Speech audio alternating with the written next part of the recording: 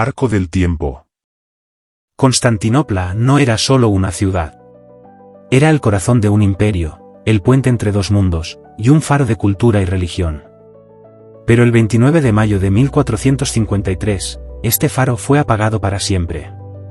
Hoy exploraremos cómo cayó Constantinopla, un evento que marcó el fin de la Edad Media y dio inicio a una nueva era. La caída de Constantinopla. Fundada en el año 330 por Constantino el Grande, Constantinopla fue diseñada como una segunda Roma, pero con la ambición de superar a la primera. Situada en el estrecho del Bósforo, la ciudad se convirtió en un eje entre Europa y Asia, una posición estratégica que moldearía su historia como puente cultural y comercial. Durante más de 1000 años, Constantinopla fue el centro del comercio global. Los mercados de la ciudad ofrecían productos de todos los rincones del mundo conocido, especias de la India, seda de China, ámbar de Escandinavia y marfil de África. Esta prosperidad no solo enriqueció al imperio, sino que también atrajo la atención de invasores. La Basílica de Santa Sofía, construida bajo Justiniano y en el siglo VI, fue considerada la maravilla arquitectónica de su tiempo. Su cúpula, de más de 30 metros de diámetro, parecía flotar sobre un mar de luz. No solo era un centro de fe cristiana, sino también un símbolo del ingenio humano. La defensa de la ciudad estaba asegurada por las murallas de Teodosio, un complejo sistema de fortificaciones considerado invencible. Estas murallas repelieron numerosos ataques, incluyendo los de los hunos de Atila y los ejércitos árabes en el siglo VII. Cada bloque de piedra era testigo de una historia de resistencia y valentía. Constantinopla no era solo un centro militar y económico, era también un faro cultural. Sus bibliotecas y academias preservaron textos clásicos que, tras la caída de Roma, se habrían perdido en Occidente. Aristóteles, Platón y Homero fueron redescubiertos gracias a los eruditos bizantinos. A pesar de su gloria, Constantinopla enfrentaba desafíos internos. Durante el siglo XIV, la ciudad experimentó crisis económicas, divisiones religiosas y una serie de asedios que debilitaron su influencia. Esta decadencia preparó el escenario para uno de los episodios más decisivos de la historia. En 1451, Mehmed II ascendió al trono del Imperio Otomano con una ambición desmedida: conquistar Constantinopla. Este joven líder, apenas de 21 años, era conocido por su intelecto y determinación. Había estudiado historia, geografía y estrategias militares, preparando su mente para el desafío que sus antecesores no habían podido superar. Mehmed no perdió tiempo. Ordenó la construcción de la fortaleza de Rumeli Hisar, situada estratégicamente en el estrecho del Bósforo. Esta fortaleza bloqueó el acceso marítimo a Constantinopla, cortando los suministros y dejando a la ciudad cada vez más aislada.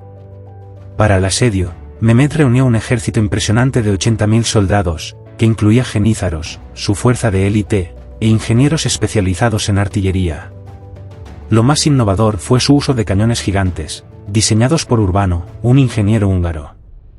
El Gran Cañón, capaz de disparar proyectiles de 500 kilos, era una maravilla tecnológica de su tiempo. Mientras tanto, en Constantinopla, el emperador Constantino XI Paleólogo enfrentaba una situación desesperada. Con solo 7.000 soldados, incluidos mercenarios genoveses, Constantino organizó la defensa de la ciudad con recursos limitados. Envió peticiones de ayuda a los reinos cristianos de Europa, pero la falta de unidad política y religiosa dejó a la ciudad prácticamente sola. En marzo de 1453, el ejército otomano llegó a las puertas de Constantinopla. Mehmed ofreció términos de rendición al emperador, prometiendo una transición pacífica si entregaba la ciudad. Constantino, sin embargo, se negó, declarando que preferiría morir con su pueblo antes que abandonar la última fortaleza bizantina. Así comenzó la preparación para un asedio que no solo decidiría el destino de Constantinopla, sino también el futuro del mundo. El asedio comenzó oficialmente el 6 de abril de 1453, con la llegada del ejército otomano frente a las murallas de Constantinopla. Mehmed II desplegó sus cañones y ordenó un bombardeo continuo contra las murallas de Teodosio. Durante días, los disparos de artillería sacudieron la ciudad, pero las defensas resistieron gracias a la sólida construcción de los muros. La estrategia otomana no se limitó a los bombardeos. Mehmed ordenó la construcción de túneles subterráneos para socavar las murallas. Sin embargo, los bizantinos, liderados por ingenieros italianos como Giovanni Giustiniani, respondieron con contraminas, destruyendo los túneles antes de que causaran daño. Uno de los momentos más críticos ocurrió el 22 de abril, cuando Mehmed ejecutó una maniobra inesperada, transportó su flota por tierra, alrededor de la cadena que bloqueaba el Cuerno de Oro. Este movimiento permitió a los otomanos atacar desde el lado marítimo, debilitando aún más las defensas de la ciudad. El asedio duró más de 50 días, durante los cuales la resistencia bizantina fue extraordinaria. Los defensores, aunque superados en número y recursos, reparaban las murallas cada noche y utilizaban fuego griego para destruir las torres de asedio y los barcos enemigos. El emperador Constantino XI lideró personalmente las defensas, ganándose el respeto de su pueblo. El 29 de mayo, Mehmed lanzó un ataque masivo. Las tropas otomanas, divididas en oleadas, intentaron romper las murallas en diferentes puntos. Los genízaros, entrenados para luchar cuerpo a cuerpo, lograron abrir una brecha en la puerta de San Romano, lo que permitió la entrada a la ciudad. En ese momento, Constantinopla cayó. Constantino XI murió luchando junto a sus hombres, convirtiéndose en un símbolo de heroísmo y resistencia. Según la tradición, sus últimas palabras fueron: "La ciudad está perdida, pero la gloria de su gente vivirá para siempre". La caída de Constantinopla marcó el fin del Imperio bizantino, pero sus repercusiones se extendieron mucho más allá. Este evento simbolizó el fin de la Edad Media y el inicio de la Edad Moderna, transformando el equilibrio de poder en el Mediterráneo y en Europa. Para Europa, el impacto cultural fue inmenso.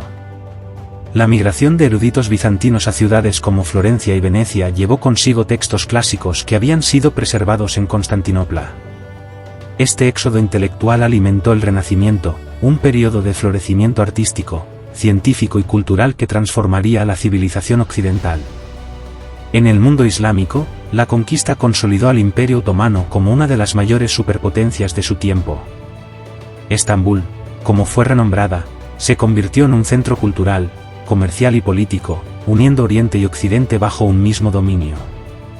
El control otomano de Constantinopla también alteró las rutas comerciales. Al controlar el acceso entre Europa y Asia, los otomanos aumentaron los costos para los comerciantes europeos, obligándolos a buscar nuevas rutas marítimas hacia Oriente. Esto marcó el inicio de la era de los descubrimientos, con expediciones como las de Cristóbal Colón y Vasco da Gama. Hoy, Estambul es un testimonio vivo de esta historia. Monumentos como Santa Sofía, las murallas de Teodosio y el palacio de Topkapi son recordatorios de un pasado glorioso, mientras que su posición estratégica como puente entre continentes refleja la importancia histórica de esta ciudad. La caída de Constantinopla no fue solo el fin de un imperio, sino también el comienzo de un nuevo capítulo en la historia de la humanidad. Nos recuerda la fragilidad de las civilizaciones y cómo cada final es también un nuevo comienzo. Gracias por acompañarnos en este viaje por el pasado.